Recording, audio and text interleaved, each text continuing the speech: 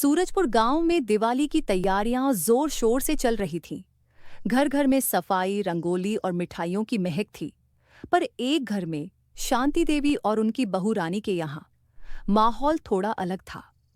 सुबह से ही रानी हाथ में झाड़ू लेकर कमरे साफ कर रही थी। कभी चूल्हा संभालती, कभी कपड़े धोती। उसका चेहरा पसीने से भरा था, हाथों में छाले पड़ गए थे। शांति देवी कुर्सी पर बैठी चश्मा लगाकर निगरानी कर रही थीं। रानी, वो कोना साफ किया कि नहीं? देखो, छत के पंखे पर तो धूल जम गई है। दिवाली पर अगर सफाई न हो तो लक्ष्मी माता घर में कैसे आएंगी?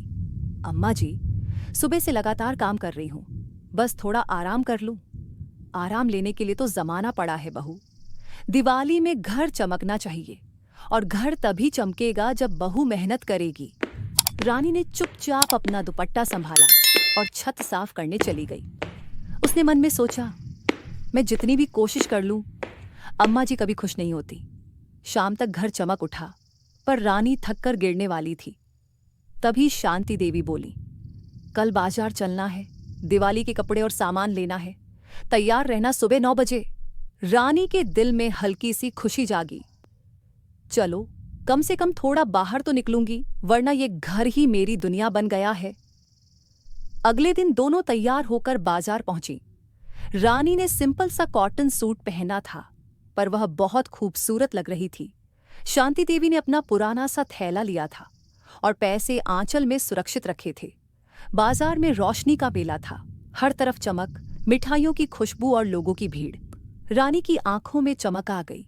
रानी मुस्कुराते हुए, अम्मा जी, कितना खूबसूरत लग रहा है ना सब कुछ।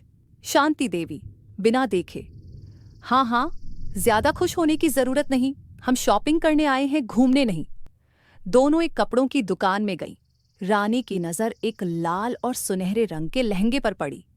उसकी आंखों में सपने चमक उठे। रानी, अम्मा जी, ये लहंगा कितना सुंदर है। अगर मैं इसे दिवाली के दिन पहनूं तो कैसा लगेगा? शांति देवी भौहें चढ़ाते हुए, अरे, ये सब फैशनेबल चीजें तुम्हें सूट नहीं करती। घर की बहू हो, कोई फिल्म की हीरोइन नहीं। थोड़ा सिंपल देख लो, हल्की सलवार कमीज ले लो बस। रानी धीरे से, पर अम्मा जी, कभी कभी खुद के लिए कुछ लेना भी तो जरूरी होता है ना। शांति देवी कठोर स्वर में, बहू, अपनी पसंद घर के नियमों के बाद आती है। यहां परंपरा पहले, फैशन बाद में। रानी चुप हो गई। उसने लहंगा वापस हैंगर पर लटका दिया, पर उसके दिल में उस लहंगे का रंग बस गया था।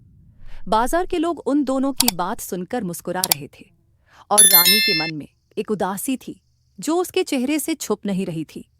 कपड़े लेने के बाद दोनों मिठाई की दुकान पर पहुंची।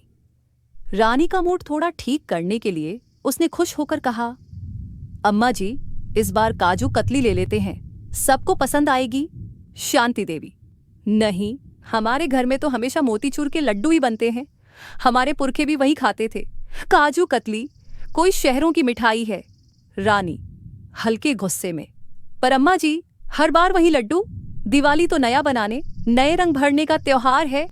शांति देवी तेज आवाज में, बहू, तुम्हें लगता है तुम हमसे ज्यादा जानती हो?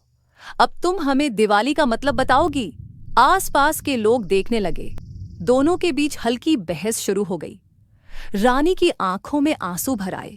उसने चुपचाप मोतीचूर के लड्डू पैक करवा लिए। दुकान से निकलते वक्त उसका दिल भारी था। उसने मन में सोचा, मैं चाहती थी कि ये दिवाली कुछ अलग हो, पर अम्मा जी के लिए तो सब कुछ पुराना ही सही लगता है। रिक्शा में दोनों चुप बैठी थीं।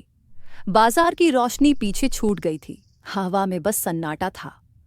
रानी धीरे से बोली, अम्मा जी, मैं कभी आपसे बदतमीजी नहीं करना चाहती। मैं सिर्फ छोटी सी खुशी चाहती हूँ, बस इतना कि दिवाली में मैं भी महसूस कर सकूं कि मैं इस घर का हिस्सा हूं। शांति देवी ने कुछ नहीं कहा, पर उनके दिल में कुछ पिघल गया। उन्होंने रानी के थके हुए चेहरे को देखा, आंखों में आंसू और दिल में छिपी तमन्ना। रास्ते में एक छोटी सी लड़की अपनी मां के साथ दिए बेच रही थी। रानी ने तुरंत रिक्शा रुकवाया, उस लड़की से कुछ दिए खरीदे और उसके हाथ में एक मिठाई रख दी। वो लड़की मुस्कुराई और बोली, दीदी, आपको दिवाली मुबारक। शांति देवी के दिल में कुछ बदल गया। उन्होंने मन ही मन सोचा, ये लड़की तो अपनी सारी मुश्किलों के बावजूद खुशी बांट रही है और मैं अपने ही घर में खुशी रोक रही थी। उन्होंने चुपचाप रानी के हाथ पर अपना हाथ रखा।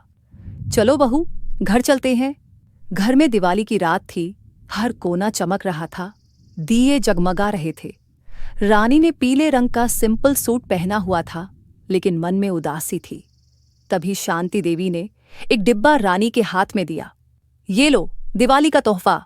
रानी ने डिब्बा खोला। अंदर वही लाल और सुनहरा लहंगा था जो उसने बाजार में देखा था। उसकी आंखों में आंसू आ गए। रानी रुकती हुई आवाज में, अम्मा जी, आपने ये लहंगा ले लिया। शांति देवी मुस्कुराते हुए, दिवाली खुशी बांटने का त्योहार है, जिद दिखाने का नहीं। मैं गलत थी बहू, कभी कभी बदलाव भी जरूरी होता है। रानी ने तुरंत उनके पैर छू लिए। दोनों ने मिलकर दिए जलाए और घर में एक नई रोशनी चमक उठी। सिर्फ दिवाली की नहीं, उनके रिश्ते की भी। पीछे से शांति देवी के पति हंसकर बोले, अरे वाह, लगता है आज घर में दिवाली के साथ शांति भी आ गई।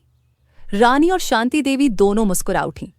उस दिन के बाद उनके बीच सिर्फ ताने नहीं, प्यार भी रहने लगा। सूरजपुर गांव में दिवाली की तैयारियां जोर शोर से चल रही थीं। घर घर में सफाई, रंगोली और मिठाइयों की महक थी। पर एक घर में शांति देवी और उनकी बहू रानी के यहाँ माहौल थोड़ा अलग था। सुबह से ही रानी हाथ में झाड़ू लेकर कमरे साफ कर रही थी। कभी चूल्हा संभालती, कभी कपड़े धोती। कैसी लगी आपको ये कहानी? अगर आपको ये कहानी अच्छी लगी है तो इस चैनल को सब्सक्राइब कीजिए।